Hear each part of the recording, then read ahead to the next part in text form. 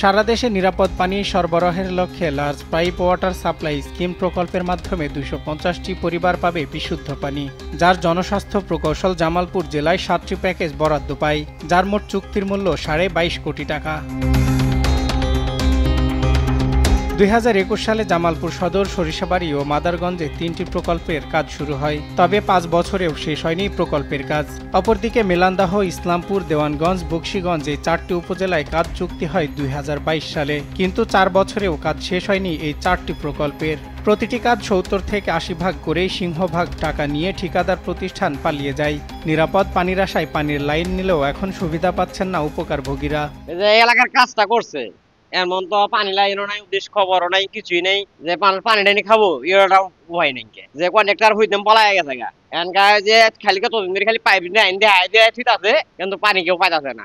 আমরা অনেক গ্রাহকরা ভোগান্তি সৃষ্টি হইতেছি। আমরা এটা জানতে চাই কিসের জন্য কাজটা বন্ধ আছে। আমরা যেটুকু শোনাশোনা শুনছি যে উনি আওয়ামী লীগের ছিল, আপনার ঠিকাদার ছিল, ওনারা এখন উপস্থিত নেই বা যে জন্য অনুপস্থিতের জন্য কাজটা হইতেছে না। আমরা এই একটা সুষ্ঠু চাই, অনুসন্ধান চাই যে কি জন্য কাজটা বন্ধ আছে। অপরদিকে এত বড় বড় প্রকল্পের কাজ শেষ না করেই ঠিকাদার পালিয়ে যাওয়ায় তীব্র নিন্দা জানিয়েছেন স্থানীয়রা। তারা আরো জানান, এ বিষয়ে সংশ্লিষ্ট কর্মকর্তাদের গাফিলতি রয়েছে।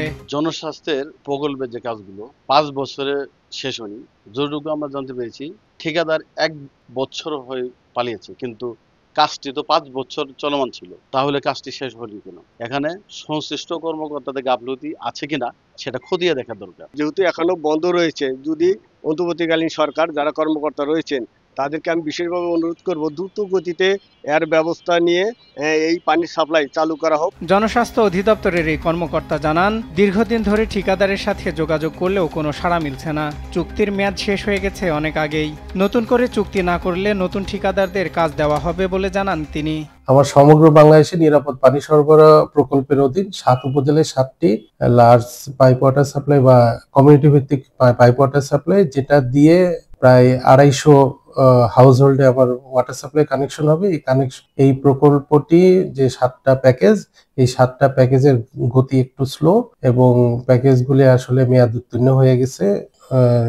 প্রত্যেকটা ঠিকাদারকে পত্র প্রদান করা হয়েছে যাতে তারা এই চুক্তিটি আপডেট করে এবং কাজটি খুব দ্রুত শেষ করে, যাতে জনগণ সুপেয় পানির সুবিধা পায়। চুক্তিটা আপডেট না করলে আমি ওই চুক্তি ওই জায়গায় বাতিল করে দিয়ে আমি টেন্ডার করে নতুন ঠিকাদারদের কাজ করে দেব। পুরনো প্রকল্পগুলোর কাজ বন্ধ থাকলেও এবছর নতুন করে বরাদ্দ দেওয়া হচ্ছে বলে সংশ্লিষ্টদের সূত্রে জানা গেছে।